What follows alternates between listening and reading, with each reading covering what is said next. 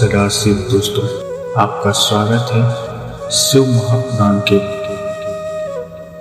भाग 2 में। तो भाग 1 में हमने 2 अध्याय पढ़ा था, जहाँ हमने शिव पुराण की महिमा का वर्णन देखा और देवराज को शिवलोक की प्राप्ति कैसे हुई ये देखा। आज हम तीसरा अध्याय पढ़ने जा रहे हैं, जिसका शीर्षक है बिंदु ब्राह्मण की कथा। तो भगवान शिव का नाम लेकर आइए हम इस कथा को आरंभ करते हैं। हर हर महादेव। श्री सूत जी बोले, सौनक सुनो, मैं तुम्हारे सामने एक अन्य गोपनीय कथा का वर्णन करूंगा, क्योंकि तुम शिव भक्तों में अग्रगण्य व वेदवेत्ताओं में श्रेष्ठ हो। समुद्र के निकटवर्ती प्रदेश में वास्कल नामक गांव है, जहां वैदिक धर्म से विमुख महापापी मनुष्य रहते। वे सभी दुष्ट हैं एवं उनका मन दूषित विषय भोगों में ही लगा रहता है। वे देवताओं एवं भाग्य पर विश्वास नहीं करते।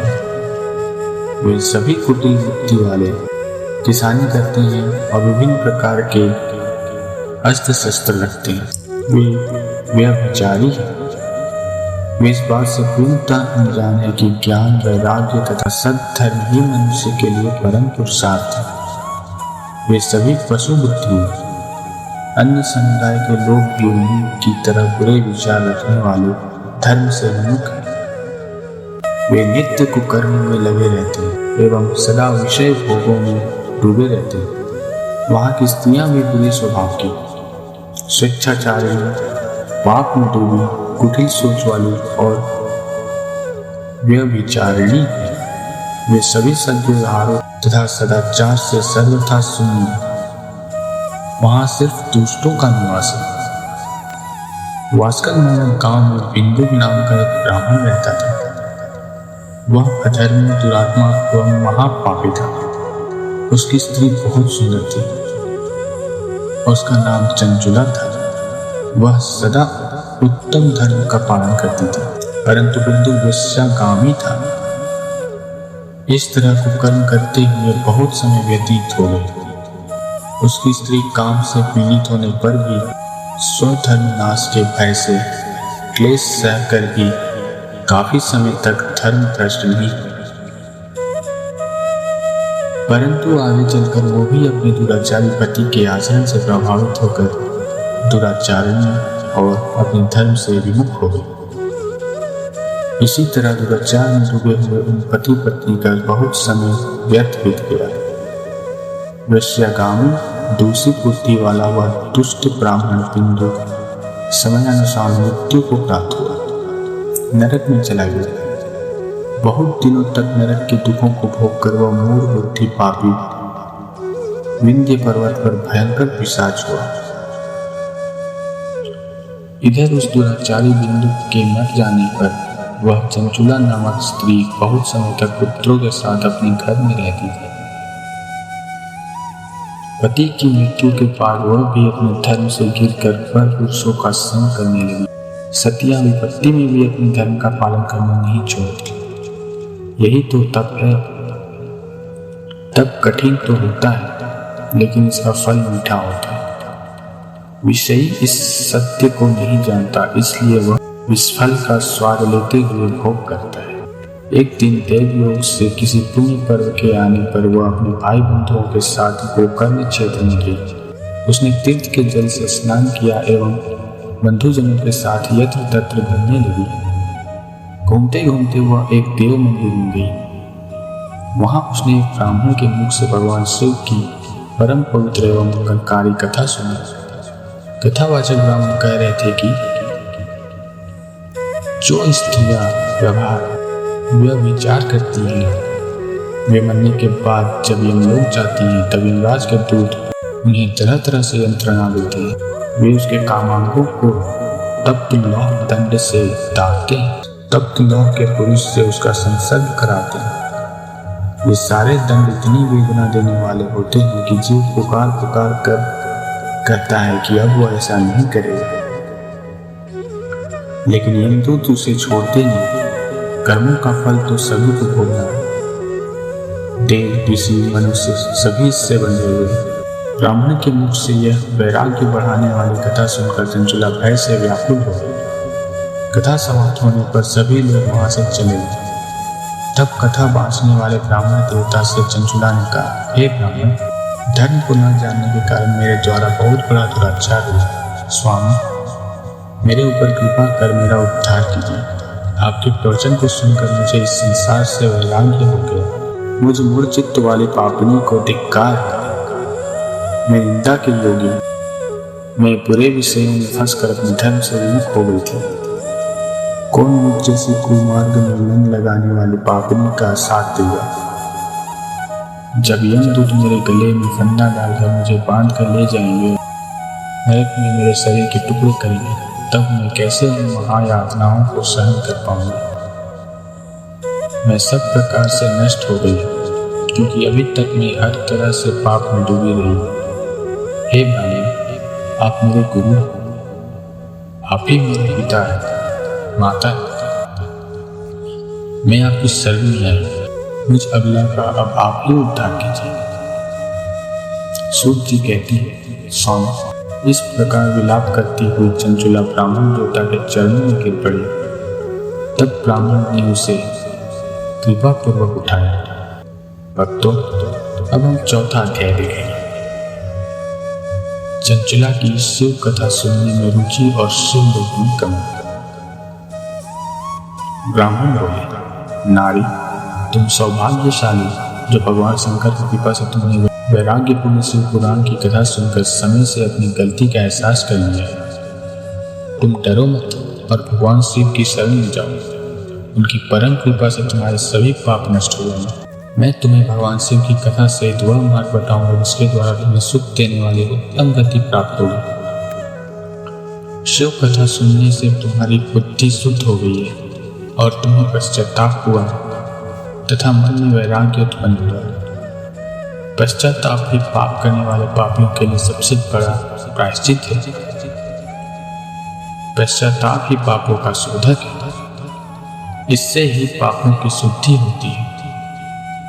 सत्पुरुषों के अनुसार पापों की शुद्धि के लिए प्रायश्चित पश्चाताप से ही संपन्न होता है। जो मनुष्य अपने कुकर्म के लिए पश्चाताप नहीं करता वो उत्तम गति प्राप्त नहीं करता, परंतु जिसे अपने कुकृत्य पर हार्दिक पश्चाताप होता है वह अवश्य उत्तम गति का भागीदारी होता है।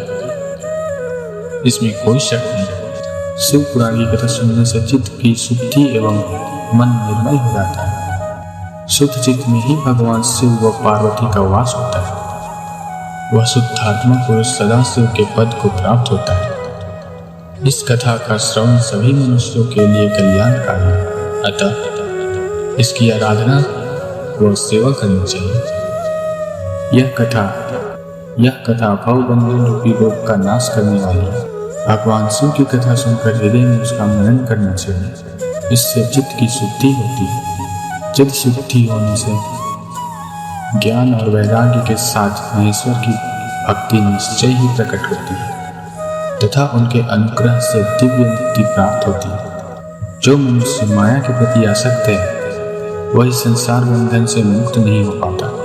हे ब्राह्मण कपि, तुम अन्य विषयों से अपने मन को हटाकर भगवान शंकर की इस परम पावन कथा को सुनो। इससे तुम्हारे चित्त की शुद्धि होगी और तुम्हें मोक्ष की प्राप्ति होगी। जो मनुष्य निर्मल हृदय से भगवान शिव के चरण का चिंतन करता है उसकी एक ही जन्म में मुक्ति हो जाती है। सूत जी कहते हैं, सौनक, यह कहकर वे ब्राह्मण चुप हो गए। उनका हृदय करुणा से भर गया। वे ध्यान में मग्न थे। ब्राह्मण के उक्त उपदेश सुनकर चंचुला के नेत्रों में आनंद की आंसू छलक गए। वह हर्ष भरे हृदय से ब्राह्मण देवता के चरणों में गिर गई और हाथ जोड़कर बोली, मैं कृतार्थ हो गई। हे ब्राह्मण, शिव भक्तों में श्रेष्ठ स्वामी, आप धन्य हैं। आप परमार्थदर्शी हैं और सदा परोपकार में लगे रहते हैं। साधु, मैं नरक के समुद्र में गिर रही हूँ, कृपा कर मेरा उद्धार कीजिए। जिस पौराणिक व अमृत के समान सुंदर शिव पुराण की कथा की बात आपने की है, उसे सुनकर ही मेरे मन में वैराग्य उत्पन्न हुआ है। उस अमृतमय शिव पुराण कथा को सुनने के लिए मेरे मन में बड़ी श्रद्धा हो रही है। कृपया आप मुझे उसे सुनाइए। सूत जी कहते हैं, शिव पुराण की कथा सुनने की इच्छा मन में लिए हुए चंचुला उन ब्राह्मण देवता की सेवा में वहीं रहने लगी। उस गोकर्ण नामक महाक्षेत्र में ब्राह्मण देवता के मुख से चंचुला शिव पुराण की भक्ति, ज्ञान और वैराग्य बढ़ाने वाली और मुक्ति देने वाली परम उत्तम कथा सुनकर कृतार्थ हुई। उसका चित्त शुद्ध हो गया। वह अपने हृदय में शिव के सगुण रूप का चिंतन करने लगी। वह सदैव शिव के सच्चिदानंदमय स्वरूप का स्मरण करती थी। तत्पश्चात अपना समय पूर्ण होने पर चंचुला ने बिना किसी कष्ट के अपना शरीर त्याग दिया। उसे लेने के लिए एक दिव्य विमान वहां पहुंचा। यह विमान शोभा साधनों से सजा था एवं शिव गणों से सुशोभित था। चंचुला विमान से शिवपुरी पहुंची। उसके सारे पाप धुल गए। वह दिव्यांगना हो गई। वह गौरांगी देवी मस्तक पर अर्धचंद्र का मुकुट व अन्य दिव्य आभूषण पहने शिवपुरी पहुंची। वहां उसने सनातन देवता त्रिनेत्रधारी महादेव शिव को देखा। हर हर महादेव। सभी देवता उनकी सेवा में भक्ति भाव से उपस्थित थे। उनकी अंग कांति करोड़ों सूर्यों के समान प्रकाशित हो रही थी। 5 मुख और हर मुख में 3-3 नेत्र थे। मस्तक पर अर्धचंद्र का मुकुट शोभायमान हो रहा था। कंठ में नील चिन्ह था। उनके साथ में देवी गौरी विराजमान थी, जो विद्युत कुंज में समान प्रकाशित हो रही थी। महादेव जी की कांति कपूर के समान गौरी थी। उनके शरीर पर श्वेत वस्त्र थे तथा शरीर श्वेत भस्म से युक्त था। इस प्रकार भगवान शिव के परम उज्ज्वल रूप के दर्शन कर चंचुला बहुत प्रसन्न हुई। उसने भगवान को बारंबार प्रणाम किया और हाथ जोड़कर प्रेम, आनंद और संतोष से युक्त हो विनीत भाव से खड़ी हो गई। उसके नेत्रों में आनंद अश्रुओं की धारा बहने लगी। भगवान शंकर व भगवती गौरी उमा ने करुणा के साथ सौम्य दृष्टि से देखकर चंचुला को अपने पास बुलाया। गौरी उमा ने उसे प्रेम पूर्वक अपनी सखी बना लिया। चंचुला सुख पूर्वक भगवान शिव के धाम में उमा देवी की सखी के रूप में निवास करने लगी। तो भक्तों, आज हम यहीं पे विश्राम लेते हैं। आगे का अध्याय हम अगले भाग में पढ़ेंगे।